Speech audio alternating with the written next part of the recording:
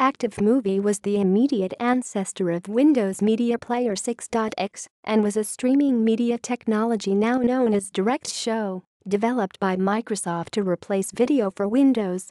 ActiveMovie allows users to view media streams, whether distributed via the internet, an intranet or CD-ROMs. Originally announced in March 1996, the first version was released in May 1996 bundled with the beta version of Internet Explorer 3.0. When ActiveMovie was installed, an option was added to the Start menu to launch the ActiveMovie Control.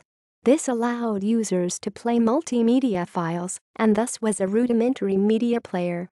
In March 1997, Microsoft announced that ActiveMovie was going to become part of the Direct set of technologies, and by July it was being referred to as DirectShow. Version 5.2 of Windows Media Player would remove the ActiveMovie Control icon from the Start menu upon installation. Microsoft provided instructions for reinstalling the icon on its website. See also: Chrome effects, Windows Media Player. References